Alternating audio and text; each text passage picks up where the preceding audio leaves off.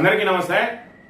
మంథని నియోజకవర్గంలో గత 4-5 రోజుల నుంచి జరుగుతున్న పరిణామాలన్నీ కూడా మీరు గమనిస్తూనే ఉన్నారు. అసలు మంథనిలో ఈ జరిగే పరిణామాలకు బాధ్యులెవరు, తప్పెవరు అనేది మరి ఇక్కడ వాస్తవ విషయాలన్నింటినీ కూడా మేము ముందుంచుతాం.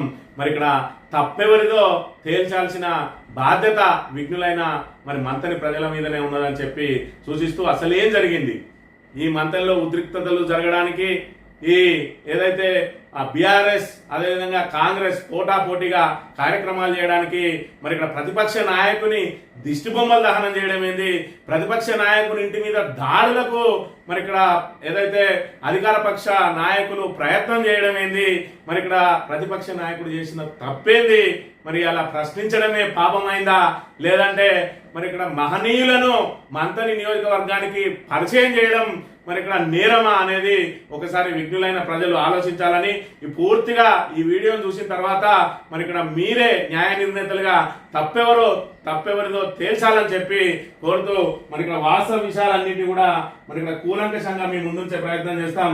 ఇది పెంచికల్పేటలో ఇక్కడ మాజీ సర్పంచ్ అదేవిధంగా అక్కడ కిష్టయ్య అనే మరి ఇక్కడ సోదరులు ఇద్దరు కూడా అంబేద్కర్ విగ్రహాన్ని ఏర్పాటు చేయడానికి పూనుకొని దానికి సహకారం అందించాల్సిందిగా జననేత పుట్ట మదన్న గారిని, బహుజన నాయకుడైనటువంటి పుట్ట మదన్న గారిని ఆశ్రయిస్తే దానికి సంబంధించిన ఆర్థిక సహాయ సహకారాలు అందించి పెద్ద ఎత్తున దాన్ని అంగరంగ వైభవంగా భారత రాజ్యాంగ నిర్మాత అంబేద్కర్ గారి విగ్రహాన్ని ఆవిష్కరించాలని ప్రయత్నం చేస్తే కొంతమంది దుండగులు అంటే ఏదైతే శ్రీధర్ బాబు అనుచరులు ఇటీవలనే ఆయన సేవలకు మెచ్చి ఏదైతే కమాన్పూర్ మార్కెట్ కమిటీ చైర్మన్ పదవిని ఇచ్చిండు, ఎందుకు పదవిని ఇచ్చిండు అనేది కూడా మరి ఇక్కడ వాళ్ళందరికీ తెలుసు.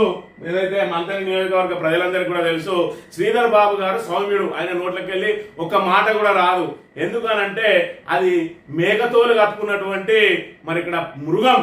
మరి ఇక్కడ ఏదైతే ఇలాంటి వాళ్ళని పురిగొలిపి ఆయన వేడిగా చూస్తూ ఉంటాడు, నోటి నుంచి ఒక మాట అనడు. బయట చూస్తే ఆయన ఏదైతే మరి ఇక్కడ సౌమ్యుడిగా పేరు తెచ్చుకొని మిగతా వాళ్ళని పురిగొలిపి బీసీల ద్వారానే మరి ఇక్కడ ఏదైతే అంతం చేయాలని చెప్పి ఒక్క బీసీ నాయకుడు ఓవరాల్ గా 55-60 సంవత్సరాల నుంచి ఏదైతే మంథని నియోజకవర్గానికి ప్రాతినిధ్యం వహిస్తా ఉన్నారో శ్రీధర్ బాబు కుటుంబం, ఇవాళ శ్రీధర్ బాబు 5వ ఎమ్మెల్యే, ఆయన తండ్రి 3 సార్లు ఎమ్మెల్యే, దానికంటే ముందు పివి నరసింహారావు గారు 4 సార్లు ఎమ్మెల్యే, గులికోట శ్రీరాములు ఎమ్మెల్యే, మరి ఇక్కడ రెడ్డి సామాజిక వర్గానికి సంబంధించి ఒకే ఒక ఎమ్మెల్యే ఏదైతే రామరెడ్డి గారు వచ్చారు. ఆ తర్వాత బీసీ ఎమ్మెల్యేగా మరి ఇక్కడ 2014లో విజయ దుందుబి మోగించినటువంటి పుట్ట మధు గారిని రాజకీయంగా అంతం చేయడానికి మరి ఇక్కడ అనేక కుట్రలు, అనేక కుతంత్రాలు జరుగుతూ ఉన్నాయి. మరి ఇక్కడ పుట్ట మధు గారు అధికారంలోకి వచ్చిన వెంటనే మహనీయుల విగ్రహాలను ఏర్పాటు చేసి మహనీయుల చరిత్రను, మహనీయుల స్ఫూర్తితోటి రాజ్యాధికారి కోసం బడుగు బలహీన వర్గాలన్నీ కూడా రాజకీయంగా, ఆర్థికంగా, సామాజికంగా చైతన్యవంతులు కావాలని చెప్పి ఏదైతే బహుజన మరి ఇక్కడ మహనీయులు ఎవరైతే ఉన్నారో వాళ్ళందరూ విగ్రహాలను ఏర్పాటు చేసిండ్రో దాంతో పాటు ఇవాళ చూసుకున్నట్టయితే మంథనిలో చూసుకున్నట్టయితే మరి ఇది మంథనియా లేకపోతే హైదరాబాద్ లో ఉన్నటువంటి మరో ట్యాంక్ బండ అన్న చందంగా ఆ బ్రిడ్జ్ నుంచి వెళ్తా ఉంటే ప్రతి విగ్రహం కనబడతా ఉంటది.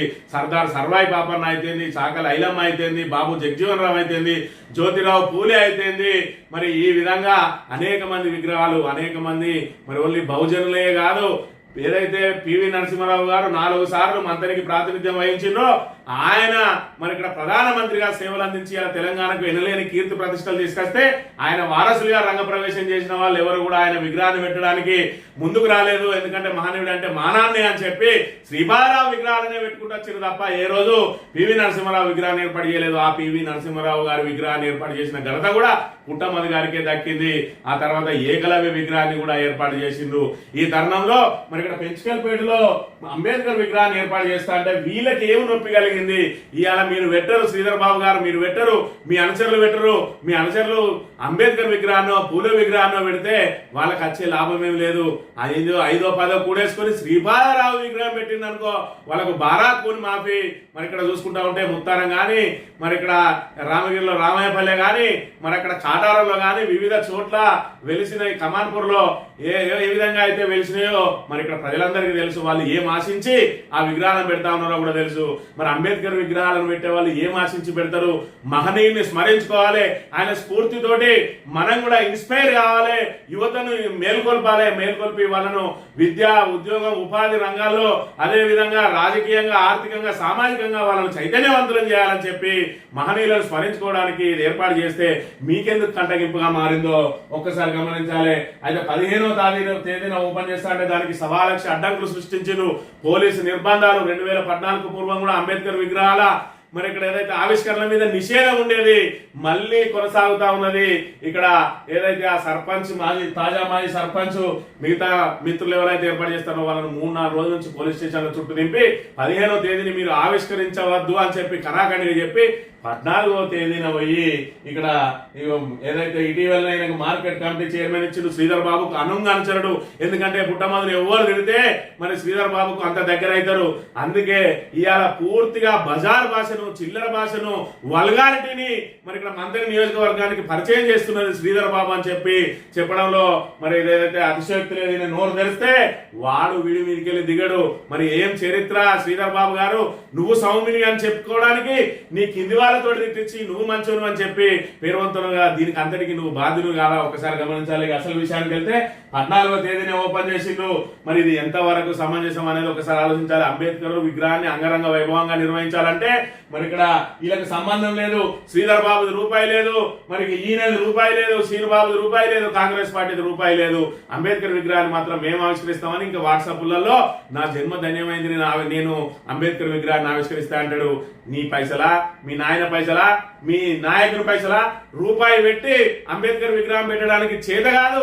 ఇవాళ ఎవడో మరి పెట్టేదానికి నేను చేస్తా అని చెప్పుకోవడానికి కొంచెమన్నా సిగ్గుండాలి.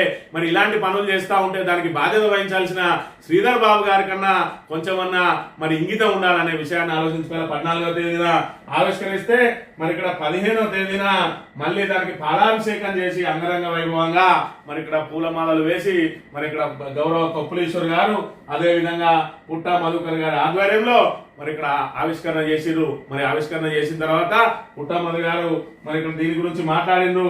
ఏమని మాట్లాడిండ్రు?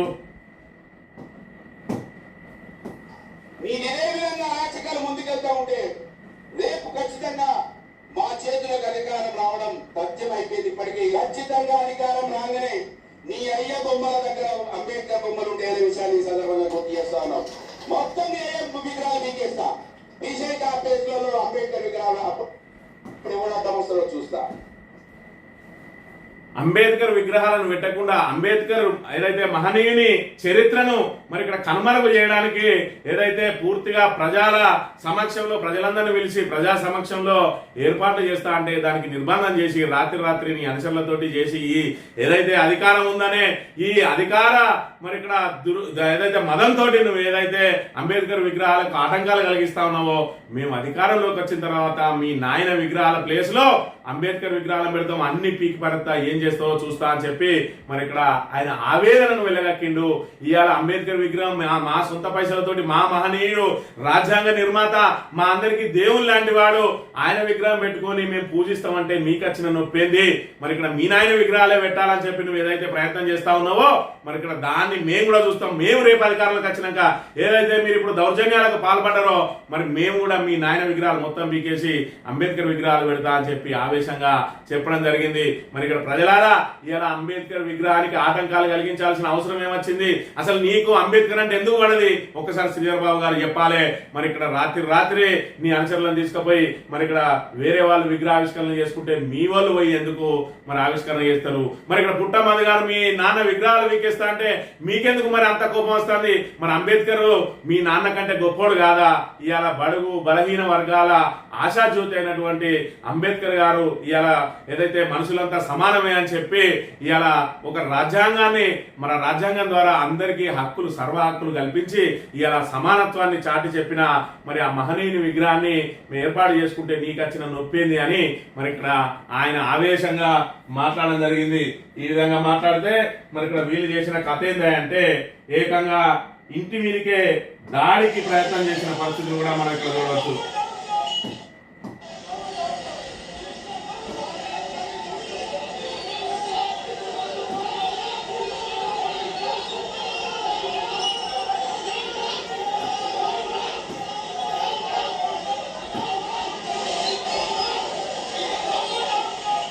ఇగో ఈ విధంగా దాడి కోసం మన ఇక్కడ ప్రయత్నం చేసిన పరిస్థితిని మనం ఇక్కడ చూడాలి.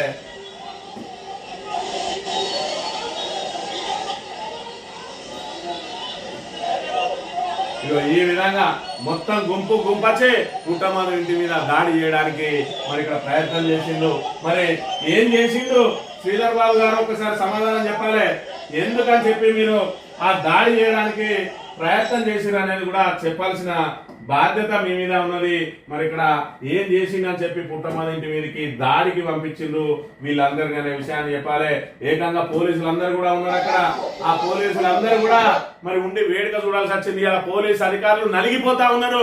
మరి ఇక్కడ ఏదన్నా మరి మీరు చేసే అప్రజాస్వామిక విధానాలను ఖండిద్దామంటే మరి ఇక్కడ పైన ఉన్న మీరు ఉల్టా మరి ఏదైతే నిక్కచ్చిగా వ్యవహరించే పోలీసు అధికారుల మీద పనిష్మెంట్ ఇవ్వడానికి లేదంటే వాళ్ళని ఏదో శంకరగిరి మాన్యాలకు పంపించడానికి సిద్ధంగా ఉన్నారు. కాబట్టి మీకు భయపడి మీ అధికార దుర్వినియోగానికి భయపడి పోలీసు అధికారులు ఇలా చేయకూడని పనులన్నీ మరి ఇక్కడ ఏదైతే ఆత్మను చంపుకొని చేస్తున్న పరిస్థితులు నెలకొన్నాయి.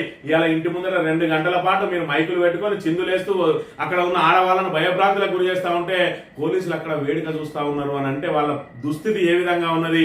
ఇలా నియోజకవర్గంలో నియంత పాలన ఏ విధంగా సాగుతా ఉన్నది.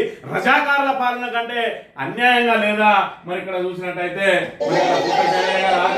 సిఐ గారితో వాగ్వాదానికి పోయింది. ఎందుకు పోవాల్సి వచ్చింది ఇక్కడ? ఎందుకంటే వాళ్ళంతమంది దాడికస్త కూడా పోలీసులు వేడుక చూడడం తప్ప ఏం చేయలేని స్థితికి తీసుకొచ్చి పెట్టిన మీరు వాళ్ళను. ఎందుకంటే అధికారం అంతా మీ గుప్పిట్లో పెట్టుకొని ఇలా పోలీసులను ఆటాడిస్తా ఉన్నారు. మనసు చంపుకున్న పోలీసులు కొంతమంది అయితే మీకు అడుగులకు మడుగులెత్తే పోలీసులు కొంతమంది ఉన్నారు. మరి ఒకరిద్దరు మీ అడుగులకు మడుగులెత్తిన మిగతా వాళ్ళందరూ నలిగిపోతా ఉన్నారు. ఈ మంత్రి మాకు అద్దు మహాప్రభు మేము వెళ్ళిపోతామని చెప్పి స్వచ్ఛందంగా మరి ఇక్కడ ఉన్నతాధికారులను వేడుకుంటున్న దుస్థితి కూడా ఇక్కడ నెలకొన్నది. మరి ఇక్కడ ఇంటి మీద దాడి చేస్తే మరి మిగతాది ఏం జరిగింది? మరి బగ్గు అన్నది ఇక్కడ మంత్రి మొత్తం కూడా బగ్గు అన్నది బీఆర్ఎస్ శ్రేణులందరూ కూడా కమాన్పూర్, రామగిరి, కాటారం, ముత్తారం, మంత్రిని ఇట్లా చూసుకున్నట్టయితే అన్ని మండలాల్లో మరి ఇక్కడ పెద్ద ఎత్తున మరి ఇక్కడ ఉద్యమం జరిగింది. ఈ రకంగా మంథని మొత్తం అలజడి మరి ఇక్కడ ప్రారంభమైంది. పూర్తి స్థాయిలో బీఆర్ఎస్ శ్రేణులు ఎక్కడికక్కడ బగ్గుమని మీ విధానాలను తీవ్రంగా ఖండించడమే కాదు మరి ఇక్కడ మీ దిష్టి బొమ్మను దహనం చేసి ఇక్కడ మరి వాళ్ళ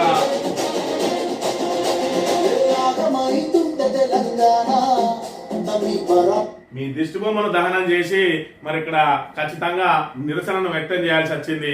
మరి ఇక్కడ ఈ రకంగా చూసుకుంటే మీరేం నేర్పుతారు మీ నాయకులకు అని అంటే ఇక వాళ్ళు ఏం మాట్లాడుతా ఉన్నారో శ్రీధర్ బాబు గారి అనుచరులు. శ్రీధర్ బాబు గారు సౌమ్యుడు, చాలా బుద్ధిమంతుడు, చాలా చదువుకున్న వ్యక్తి. ఆయన మరి అనుచరులకు ఏం నేర్పుతుండో ఒకసారి చూడండి. ఇంకొకసారి వాళ్ళ కుటుంబం గాని స్వర్గీయ శ్రీపాదరావు గారి గురించి గాని శ్రీధర్ బాబు గారి గురించి గాని ఎక్కడ నువ్వు వాయిస్ ఇప్పినా నిన్ను పండబెట్టి నీ నాలుక దగ్గొత్తామని చెప్తావు. నాలుక దగ్గొత్తదట, అదే పుట్టమ్మదట. ఈమె మరి దగ్గర ఒక 30 సంవత్సరాలు మరి ఇక్కడ కాంగ్రెస్ పార్టీకి ఊడిగం చేసింది.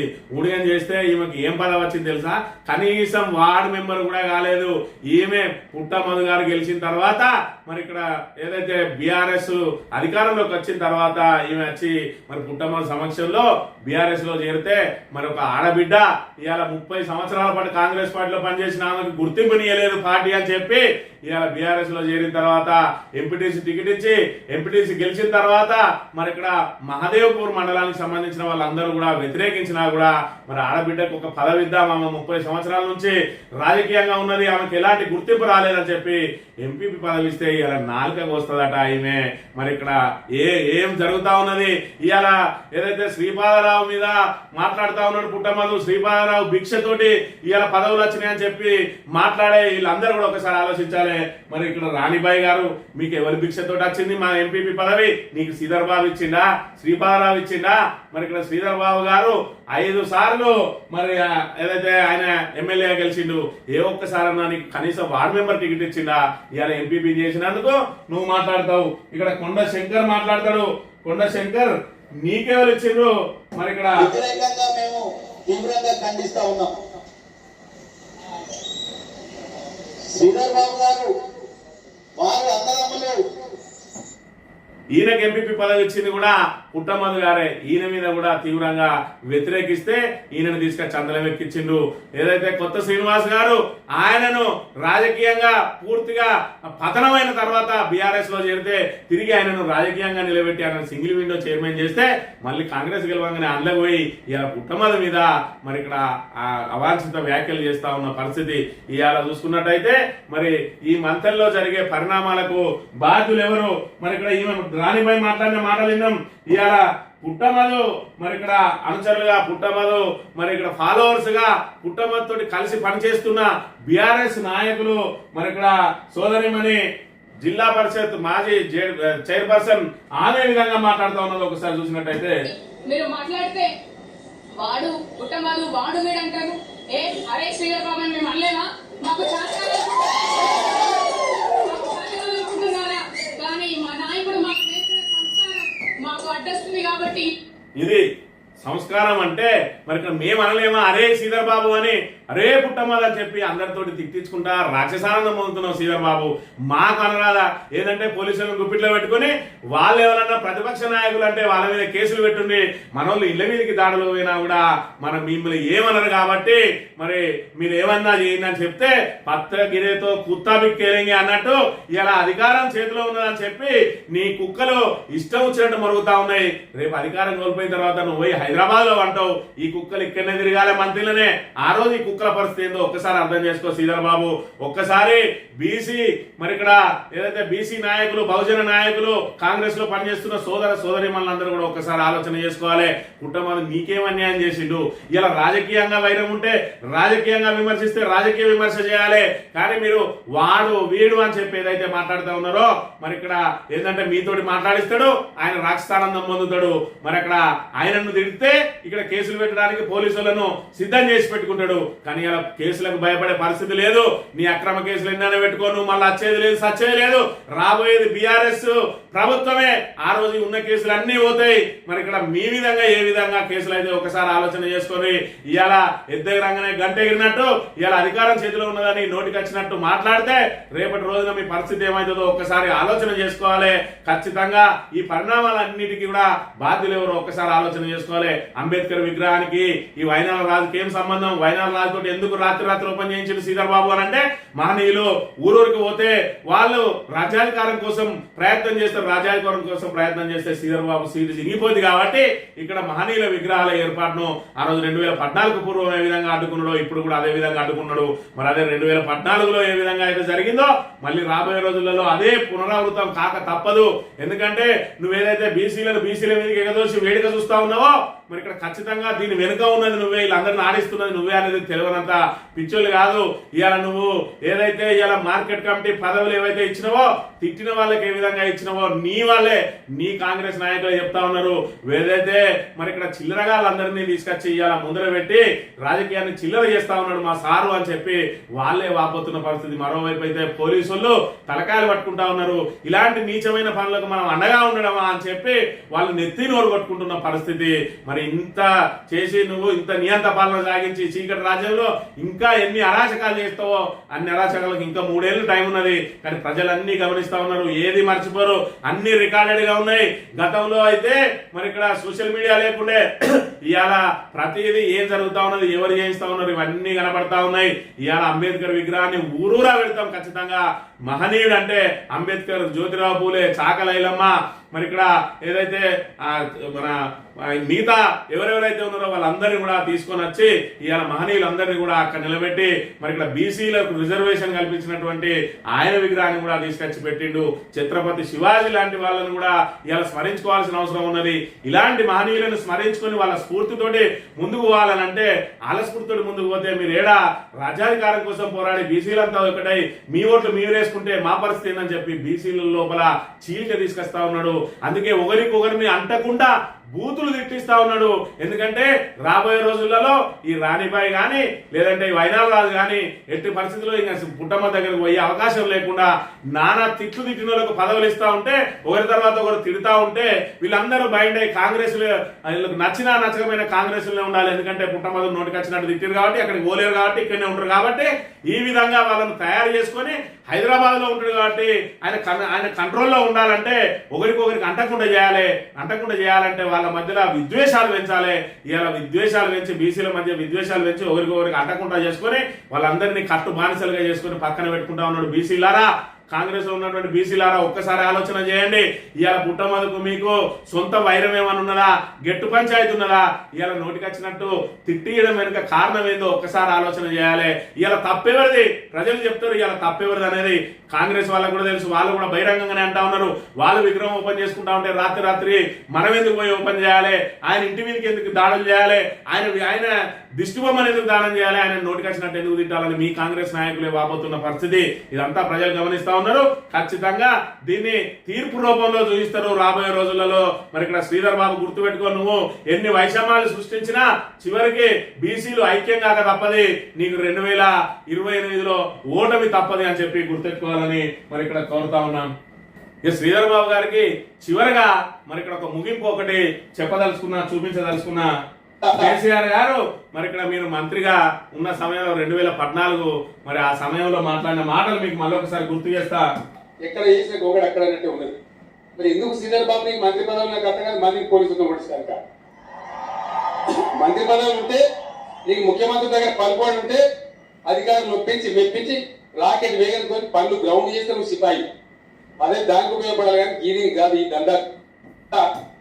ఇది శ్రీధర్ బాబు గారు 2014 పూర్వం మీరు ఏం పనులు చేసిరో కేసీఆర్ గారు మన ప్రచార కార్యక్రమంలో చెప్పిండు.